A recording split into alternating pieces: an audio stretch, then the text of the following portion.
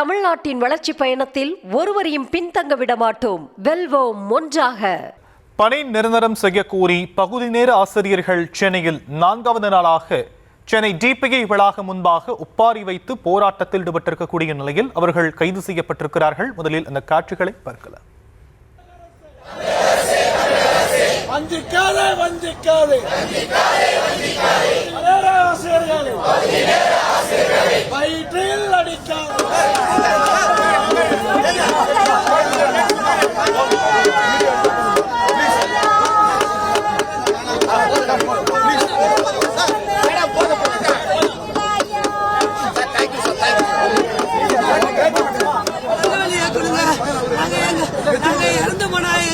பகுதி ஆசிரியர்களை அடக்கம் பண்ண கூட எங்களுக்கு வழி இலவசத்துக்கு பணம் இருக்கு.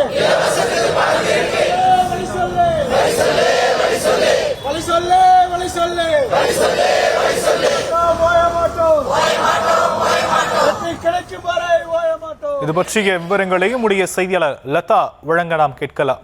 லதா, விவரங்கள். வணக்கம்.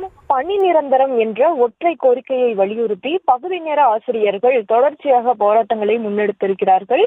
இன்று 4வது நாளாக சென்னை நுங்கம்பாக்கம் டிபிஐ வளாகத்திற்கு முன்பு போராட்டத்தை முன்னெடுத்திருந்தார்கள்.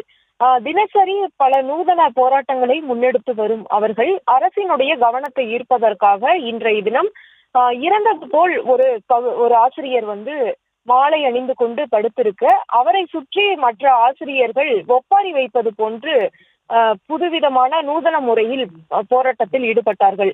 அதற்கு பிறகு தொடர்ச்சியாக வரக்கூடிய ஆசிரியர்கள் அனைவரையுமே காவல்துறையினர் கைது செய்து அழைத்து சென்று இருக்கிறார்கள். பணி நிரந்தரம் என்ற ஒற்றை கோரிக்கையை வலியுறுத்தி 14 ஆண்டுகளாக பல்வேறு கட்ட போராட்டங்களை பகுதி நேர ஆசிரியர்கள் மேற்கொண்டு வருகிறார்கள்.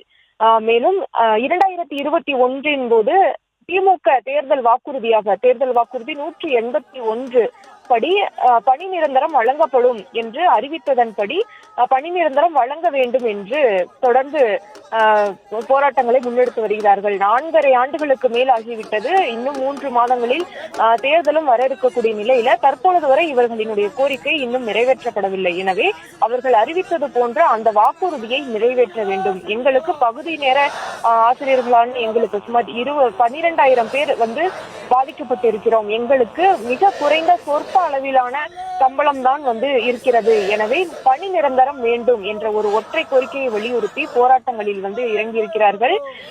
தற்போது 4வது நாளாக போராட்டத்தை முன்னெடுத்திருக்கிறார்கள்.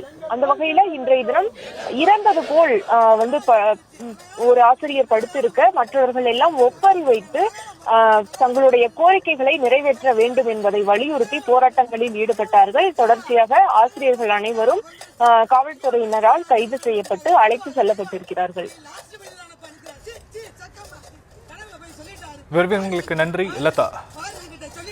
தமிழ்நாட்டின் வளர்ச்சி பயணத்தில் ஒருவரையும் பின்தங்க விடமாட்டோம். வெல்வோம் ஒன்றாக.